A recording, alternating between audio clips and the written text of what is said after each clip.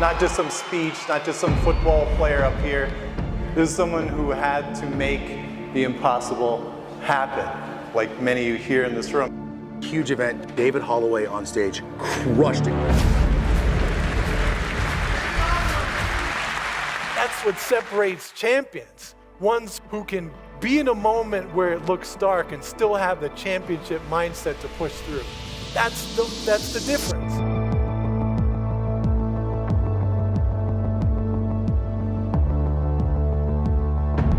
We're going to be talking about getting you to the highest levels of performance and achievement, not by accident, but by clear and proper design. I truly didn't think a football player would have something to say that would be so meaningful to me and my business, and it was incredible. Today's event was amazing. It was better than I ever could have imagined. First time seeing him, rock star. People have said that his messages have truly provided them hope. Help me welcome. Let me introduce you to the champion, the playmaker. We would love to welcome you, Mr. David Holloway. David Holloway. David Holloway. I'm going to share with you some of the most powerful lessons inside the world of world-class competitors that's going to give you a competitive, sustainable advantage. I've been to the Super Bowl, I've had this great legacy, I've went on this amazing run, inspired tons of people, I'm at the top of the top. Where do I go from here to get even better? That's part of the wiring that makes up a world-class competitor and champion. I've known the Holloway family for over 30 years to be leaders among their peers and contributors to their community. First met Holloway when his great-grandfather, Bill Trent, his grandmother, Vi Trent, brought him to the White House. Make sure you get an opportunity to listen to him, tune in, and then to allow him to challenge you to become more than you are today, because I think that should be the goal of all of us in life, and it's exactly what David is trying to share. When you move from the transactional business over to the transformational business, when you're in the transformational business, you're operating on the peak, and I'm telling you, there is no competition when you're playing that high. Everybody always asks, where does the team building start? The first question always is, what can I do to improve? Always number one.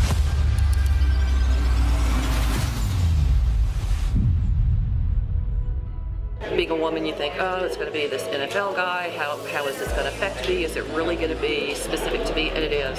You will literally come away feeling like you are a champion. But this is a way on one simple sheet that you can solve a lot of the problems very, very quickly. Mark Eichhorn, the CEO of Hollander, the execution, the commitment. The overlap was sensational. His understanding of our business, of business in general, was a perfect mix. Couldn't be more pleased and fortunate. I'm going to share some tips with you that's going to help you personally also, because how many know when home life is going well, things are going great at home, when you come to work, you're able then to bring your best and flourish. How many know that's true? Self-care and doing this is going to help refill a lot of these buckets so you don't end up down here, because little by little can become a lot in the opposite direction. Did you catch? No. No? Make sure you get this one. I knew you were going to say something. Steelers fans can't help themselves. I think it was really cool that you guys brought in such a powerful superstar athlete. I am no instant superstar. I come from many giants that I stand on the shoulders of, and I believe the same to be true for everybody sitting here. When you walk with that foundation in place, knowing the giants that came before you and that you're part of their story and that you're much bigger than just you alone, that you come from a long line of champions, it gives you an extra little bit of power. And when you walk with that in your daily lives, people can feel that. I was a little bit worried if I would be able to get from the speaker what I knew I needed to get, because I'm not a football fan. And I was worried that it would not resonate with me, and I was so absolutely wrong. I was blown away. We had the pleasure of hearing Mr. Holloway. It was an amazing experience. It's inspiring, absolutely brilliant, intelligent. Today was a pretty special day. He was awesome, and it started everything on a great note. What's something you could give me pragmatically that I could input that's going to take me to the next level? He said, David, if you want to go to the next level in your life, personally, professionally, you've got to do one thing. You've got to take care of that little voice that lives inside your head. inside. I was like, well, what do you mean? And before I even finished the thought, he said, you know that little voice inside your head that just said, what little voice is this guy talking about? He said, that's the voice I'm talking about. It lives in everybody. Call it the internal world, your internal dialogue. He said, if you want to go to the next level, you've got to take control of your internal dialogue. You've got to start treating yourself more like a best friend than you ever have before. And it was a breakthrough for me. I never thought about it before. I said, man, being a world-class competitor, you're so hard on yourself. And I know parents, everybody out here inside this huddle, there's moments where we're so hard on ourselves and we beat ourselves up. Is that not true? And he said, in order to live a more enriched life, you have to give yourself a more enriched vocabulary. So your energy and commitment during the day is affected by your internal dialogue. So when I heard that, I said, okay, got to have more enriched vocabulary internally. Got to make sure I'm treating myself like a best friend. That's the voice that I invite you to take control of, to switch out some of the disempowering words and to add in more of an enriched vocabulary. Taught to me by the late, great Sean Stevenson. And that choice he lived his whole life. He said that the only disability in life is having a bad mindset. I just really wanted to come up to you and say thank you so much for sharing. It was so emotional for me. It almost brought a tear to my eye. It touched me. He spoke to me. And listening to him really struck a chord with my heart. Kevin Coyle, I'm the CFO. The event was incredible today. The company is jazzed and the culture is even better now than it was when the day started. But a small shift today, a week from now, a year from now, you're at a whole new destiny. Part of what champions do when you're experiencing unprecedented growth, when you want to reach the next level, is to now build a yet even bigger future. My name is David Holloway, third generation pro athlete, world-class competitor and world champion, and I'm here to help you win. This has been David Holloway, one of the 336ers, captain of the 16, and it's been a pleasure. Have a great conference, everybody. Amazing, motivating, and inspiring. Today, again, it was amazing. Awesome.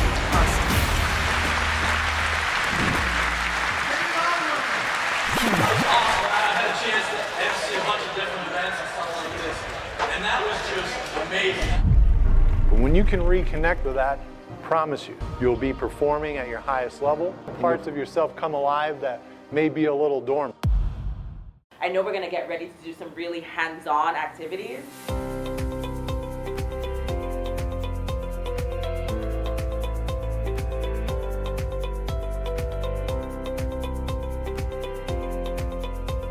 So thank you in advance. Bachelor people.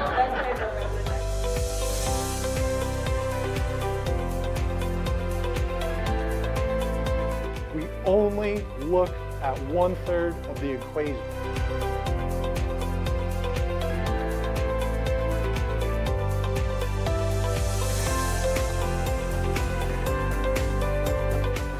Take it away.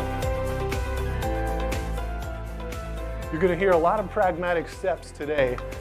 You have got to be willing at some point to plant a flag in the ground and say, I'm declaring that I'm going to be about this moving forward, or I'm not. One of the most important things after the vision is to share your story with your team. Don't let it take 6 to 8 months for you or your teammates to get to know you. The reason I shared the embarrassing stuff is because of the connection it makes. When I say you guys are part of my huddle, I'm not just saying that. I mean it, and I'm showing it by saying, here's me. This is who I am, this is how I'm built, this is what I come from, this is what I stand for, and this is where I'm going. That's why, in the beginning I asked you the question, look how you look at me and view me now versus after I told you all that embarrassing stuff, I look completely different, right? And in a way, it gives you power. You're seeing someone be vulnerable. You're seeing someone share embarrassing shit. That's hard to do. But when you can do that and share that, now it empowers your team to do that. I've seen it where somebody, a leader, is being vulnerable with their team, and you mentioned something about like the leaning forward, and I, virtually I saw that team lean forward, and you saw the immediate effect that it had after that individual just opened up, and lost the fear of saying, hey, this is my story, and the team just put it all in, and it was just a powerful moment, just be able to see that and see people leaning towards their laptops, very visible, very powerful. Yeah, super profound. I know exactly what you mean, because people aren't distracted or looking down, looking like they're falling asleep. They're locked in. Yep. And one of my mentors told me, he said, storytelling, when you do it correctly, is a superpower. And that's witnessing that power. All of a sudden, things just go like that. And not another word has to be spoken. You guys got better that day. You're more connected, and that's another little step you could add on to all the other ones. Thanks for sharing that. It's just a powerful moment when it comes in. And again, hard to do in the beginning, but look at all the benefits from that. Even though it's virtual, still got that amazing connection. I think it was really motivating for my team. So we were talking world-class competitors. One of the commitments to each other was to help your teammate win for life. So what that meant, even with the injury, even with someone retiring, even with the turnover, it doesn't matter where you are. Once we're teammates, once you've entered into my huddle, the mantra is, I'm here to help you win for life. So you can imagine walking into an office, walking into a locker room, walking into your team, whether you're meeting them, virtually or not, you walk in knowing that you have 4, 5, 6, 11 other people committed to helping you win for life. What a different atmosphere than just coming in to work and this is just my job and that's it. I'm going to go through the motions and that's it. But where does that start? That starts with you. Everybody always asks, where does the team building start? The first question always is, what can I do to improve? Always number one. Because when it's like, they say the rising of the tides. If all these boats are in it, the tide rises, that rises them all. As leaders, that's what world championship teams, what you guys have to be committed to. I learned this from Bill Russell, one of the greatest winners of all time. And I share this with companies all over the world, and they're surprised by it. What can we do in those moments to show people that this isn't going to be the same as it was before? We're not going to accept that level anymore. We're going to hold people to a higher standard, and us being the best example of that. We are going to be that. When you're talking world-class competitors, championship teams, we understand it takes everybody in the building. So one of the questions I always ask people as leaders is, are your people, are your teammates, are you calling out the greatness in them so they're starring in their role, or are they stuck in their little box? Now, what motivates a guy who's making way less than Kurt Warner to come in and perform at a level like that every day? Something out there bigger than just him. He knows he's part of that. One of the things you need to make sure is that you're communicating where you're going so clear, one, and two, getting everybody else involved in that decision-making process.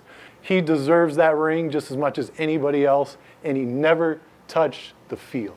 Yes, all these are going to benefit your team, but the impact it's going to have is going to go way beyond that. So again, you're not just doing it for yourself. Today was a really good day for my leaders. And your first quadrant is where your playmakers are. They have every single one of these down. These are the people that you can count on. These are your top dogs. These are your all-stars. What do you think are some of the deliverables that need to make sure that these leaders hear or you give them? And any, yes? Like calling out like notoriety, but also I think removing obstacles and giving them a platform to also be a leader. A certain amount of autonomy, empower them. Empowerment, good. Other ones? Another goal, a new set of goals. Positive reinforcement. Positive reinforcement, yes. Competition. Competition, absolutely. All things that I want you, if you're taking notes on this, to every one of those you should write in there as to what you need to give your leaders that are performing or doing everything that you want eventually everybody to be doing. One of the things that this group needs, and you guys already talked about it, was they need stretched goals. And what it does, and what you guys shared, is it says, I see you and you're important. Because they're doing so well. They don't need that much attention. They don't come with you with a bunch of problems. They share everything. They're making the numbers. You don't let people sit in this second quadrant forever, because at a certain point, then they're just training you. And now they're over-dependent on somebody else. So you've got to let people know, we expect you to graduate at some point. You also want to leverage the intelligence on your team. You don't want them burned out, because those are the people that you need to give autonomy. You need to give them space so they could think, to do their job, so they're not running around taking care of everybody. The NFL and sports, we call that an easy decision. That's where the execution comes in. That's where the decisions as you as leaders come in. Because I could teach you every tactic in the book, could share all the stories that over the next years after getting laughed at and all that. It'd be very inspiring and motivating, and give you all the game plans. It could stack them to the ceiling. If you don't make the decision to take time out to execute, then you're just not connected to the future enough. As people talk about motivation all the time, I lost motivation. No, you didn't. You just lost connection to the future. The future vision was what gives me energy. It wakes me up. What makes 5 a.m. easy, which gives me motivation to sit down and think of every single person on the team and think of how can we, in a fun, creative way, create this so everybody feels heard and so we can move forward. Because if you don't do that, then you're affecting everybody else. And you're eating up energy that you have to have when you have a vision of greatness out there. And you're not going to have a championship team operating on the very highest levels. That's when competition comes in and raids your territory. I really enjoyed today's workshops. All right, we got 3? All right, let's 3. Here, we get another chair up here. So there's so much you can connect on off of easy questions. Again, simplicity. A lot of this doesn't have to be too complex. We have bachelor people. Real quick on that one. What's one thing you want to get better at as a leader? Personal connection. Personal connection. Being a leader. It's my first time ever doing that, and being able to balance emotions as well. Mm-hmm. Self-care. I mean, it's been a rough year. We're in open vulnerability. It's been rough for me. It's like uncomfortable for me to speak about it, but honestly, you kind of give me the motivation to say, yeah, it's helped a lot. And fantastic. Wonderful, wonderful share. How much more are we connected? Now when I walk into the room and I know he's going through that, now I can help uplift somebody else. Do you see how easy and simple some of this is? Do you see who it starts with? You said it started with me sharing my vulnerability. It's not easy to do, but look at the rewards from it. If I just came up here and said all this great stuff, who knows if you'd be able to share that? That story never would have even left his mouth. That's the superpower you as a leader have. I always view myself as selfless, but then I do myself a disservice because I always put myself last, and then eventually, big one. Eventually, and coming from a sports background, I'm invincible, so I can keep going if it hurts or whatever it is. But eventually, it does catch up to you, and your body tells you that everything has to stop. Yeah. Sometimes these holes can be small. It's not some big drain. Sometimes it's just a little pin needle. And slowly over time, you start doing this. And then when you get down here, it's like, damn, I was in trouble. Relationship. You're not doing the date night. You're not communicating. I don't even really know you that well. self-care and doing this is going to help refill a lot of these buckets so you don't end up down here, because little by little, can become a lot in the opposite direction. And that's not something we all want to do. Very important to break out of that ego of, I don't need help, I could do it all, I'm Iron Man, Macho Man, not going to reach out to anybody, I can do it all on my own. This is your powerful reminder to make sure you're going in the right direction. Complexity is the enemy of execution. And flip side, simplicity is the ally of execution. Another lesson from another, we could all agree, world-class competitor, keep it simple. You're a leader, keep it simple. We have bachelor gifts. You're the Cowboys, right? Absolutely. Absolutely not. All right, here you go. Arizona, you get the Cowboys one. Awesome. Thank you. Cheese. Thank you. Yes. All right, bachelors. Thanks a lot. You're very welcome. Power of the story. It sounds corny sometimes you say it, that it's a superpower, but we've all witnessed again how powerful it can be. Really enjoyed David today. The legacy that, nobody might not ever hear about it. A lot of times in life, the private victories are the ones that matter the most. In peak performance, world-class competitors, every single day, little by little, becomes a lot. 3 Ps of world championship leaders. Now, I've been around world championship leaders my entire life, got very lucky. There are some amazing people that got me where I was able to get to in life and continue to be beacons of light, of hope, of inspiration in my life that still I look up to and honor all the time. I've been lucky enough to be around world champions on both sides of the family. And when you're in that environment, no matter what, some of that rubs off on you. These are some of the lessons I'm passing on. So when I talk about world championship leaders, that's not a cool phrase. It's not just a marketing headline. That's something that is real. That's been part of my life. And the P's stand for power. We're going to talk about power. First, power is the power of thinking. Gee, David, can you get more obvious than that? Yes, I know that sounds very basic, but stick with me. Because as we know inside the huddle, we go deep with this. When's the last time that you've blocked time for yourself just to think, just to clear your head, just to get your thoughts out there, maybe on paper, maybe to someone else? So many people talk about, oh, well, I get my best ideas in the shower. Guess what? That's a form of block time.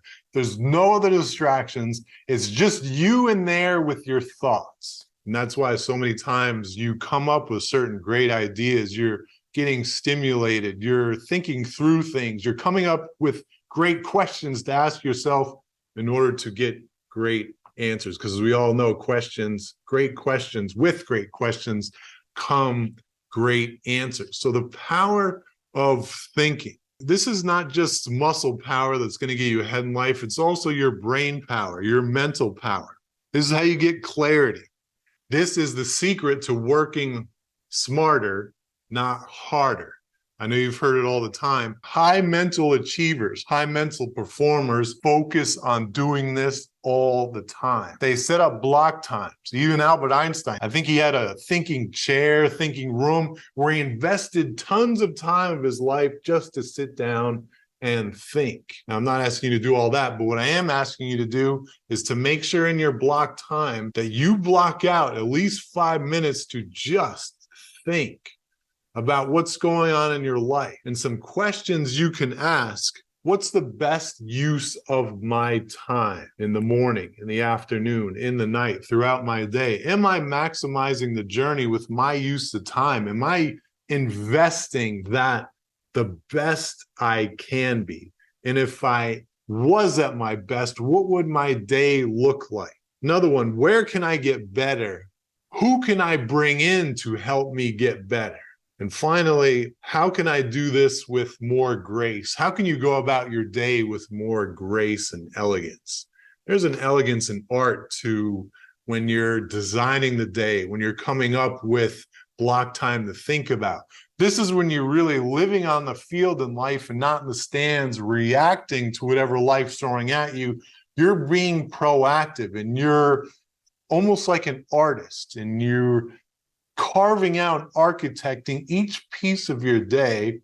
It only happens when you sit down and block time to think. This is about working smarter, not harder. The power of language. We've been inside the huddle. We talked about optimizing your language. Now, what does that mean? That means you're using the best language possible. And you're also sensitized, super sensitized to some of the habitual language, some of the habitual questions, some of the habitual phrases that go on inside our internal dialogue that we aren't even aware of. And believe it or not, a lot of that is disempowering. We talk about some of the things we say to ourselves. And when I speak and I give trainings on, I said, imagine that you spoke to one of your best friends. If they're coming to you for advice, you spoke to your best friend like you usually speak to yourself when things are going wrong. Wouldn't be too pretty, would it? Probably wouldn't have too many friends. I know I'm guilty of this. Being a peak performer, high performance, you're always very hard on yourself. We need to figure out a way to balance that, to optimize our language, because the more enriched words we use, the more enriched our internal dialogue and our internal thinking. And the more enriched that is, the more enriched behaviors. The more enriched behaviors equal a more enriched life. And who doesn't want a more enriched life? I know I do. Comes from optimizing your language. One thing I wrote down here, when we change the words we use, that changes the way we focus on things. That also changes the way we feel. It changes our intentions, our behavior. It changes so much of the quality of our life. This is a must. We must think of what certain language patterns do you need to get rid of and other ones you add in. You can build your language set and get rid of loaded words and replace them with empowering words. And here's two. One of the ones we use all the time is hate. I hate this. I hate them. Hate's used so much. And I want you to use that loaded word, throw that one out and add in dislike. That little change will save a lot, believe it or not. And again, greatness is not some big thing. Building some enriched life is not some easy shortcut. It's a lot of little things stacked on top of each other day after day. That's why we must continue to do the personal development. But that one little change, and you can find other words on your own where you delete one and add in another and watch how different you feel, if anything else. Just notice that. The other one I wrote down is change the word problem. Take out the word problem and replace that with challenge. And I know a lot of you out there are competitors, some form or another. You like to compete in some way. When you change the word problem, you add in challenge, it changes your thinking a little bit to thinking, okay, this is a challenge that I can overcome. This is a challenge where I sit down and have my block time and I think about it, dissect it, see who I can bring in to get other perspectives on it, then it becomes a lot more manageable. That is a small change that's going to make a big difference. And that's what Inside the Huddle is all about. That's the power of language. So I want you to be sensitized by the makeup of the words you're using on a daily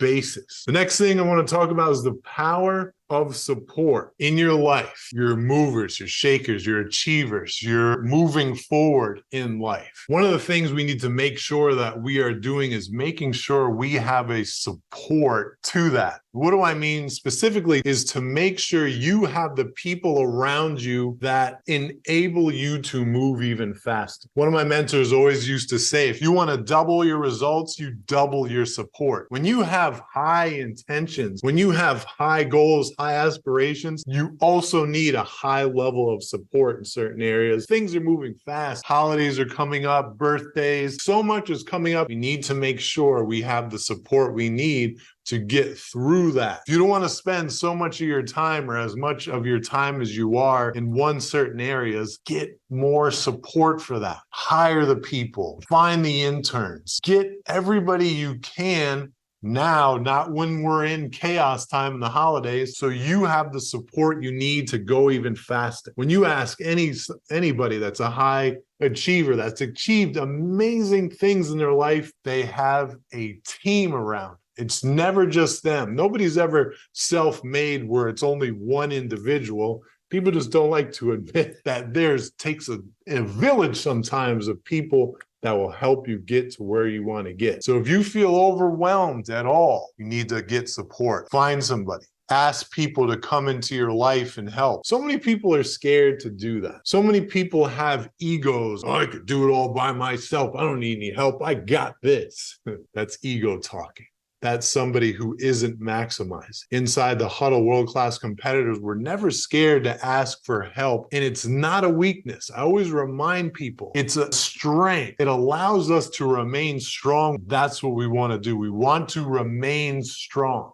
Championship leaders will take time to think because there's so much going on that if they don't block everything out and make sure they're handling things in the correct way, they're going to get overwhelmed. You want to set this practice up before you get there. Championship leaders will always take time to optimize their language. You never go into a competition and think, oh my God, we're going to get beat, or I'm scared of this, or what if they do this? You go in with positive mantras that you are going to, no matter what happens, you are going to be there. You're going to take the adversity because you know you're built for that. You're built for the adversity, and you know the preparation you've put in, the journaling, all the work you've done behind the scenes have allowed you to maximize this performance.